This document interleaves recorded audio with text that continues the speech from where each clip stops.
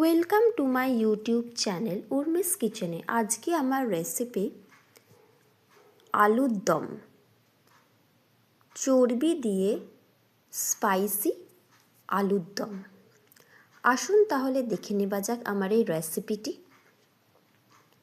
এর জন্য আমি প্রথমে আলু কেটে নিয়েছি, চর্বিটাকে ধুয়ে নিয়েছি। তারপরে কড়াইতে সর্ষের তেল দিয়ে এর মধ্যে নুন হলুদ দিয়ে দিলাম, দিয়ে কেটে রাখা আলুগুলোকে ভেজে নেব।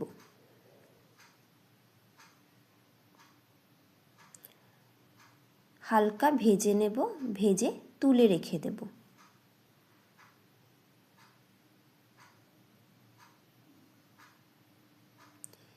এরপরে গোটা গরম মশলা, গোটা জিরে, তেজপাতা, শুকনো লঙ্কা দিয়ে ফোড়ন হয়ে যেতে একটা বড় সাইজের পেঁয়াজকে কুচি করে রেখেছিলাম, সেই পেঁয়াজ কুচি দিয়ে দিলাম।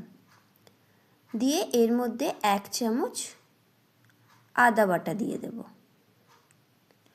দিয়ে তেলের মধ্যে পেঁয়াজ আদাটাকে ভালো করে কষিয়ে নিচ্ছি। 1 চামচ রসুন বাটা দিয়ে দিলাম। রসুনটাকেও ভালো করে তেলের মধ্যে কষিয়ে নিচ্ছি।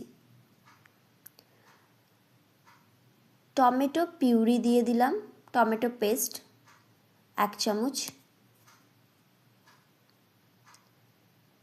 বাদাম বাটা 2 চামচ।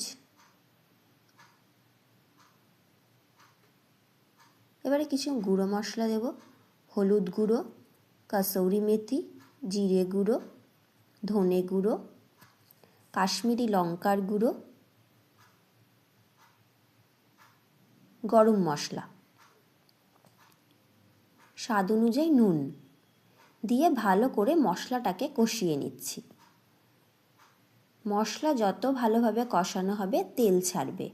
কাঁচা লঙ্কা চিড়ে দিয়ে দিলাম, স্বাদ অনুযায়ী চিনি দিয়ে দিলাম, 2 চামচ টক দই, 1 চামচ নারকেল বাটা, 1 মুঠো কড়াইশুঁটি দিয়ে ভালো করে মিশিয়ে নিলাম। এবারে ধুয়ে রাখা চর্বিগুলো, সব চর্বি এর মধ্যে দিয়ে দেব।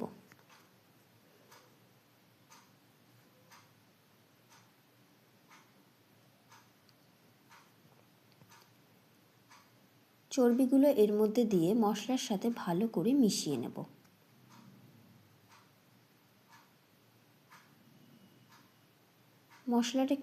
মশলাটাকে একটু ভালো করে কষিয়ে নেব, যাতে করে মশলা দিয়ে খুব ভালো তেল বেরোয়। বাদাম বাটার জল দিয়ে দিলাম, ধুয়ে বাটিটা দিয়ে এবারে ফুটতে দেব।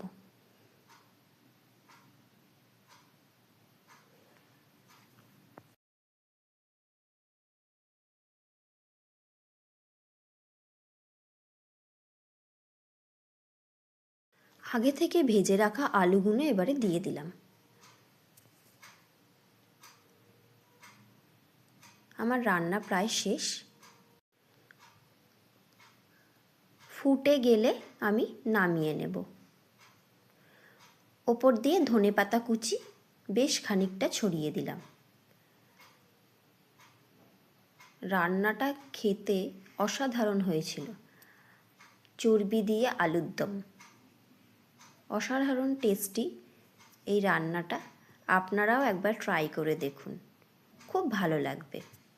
আজকের মতো এই পর্যন্ত, ধন্যবাদ।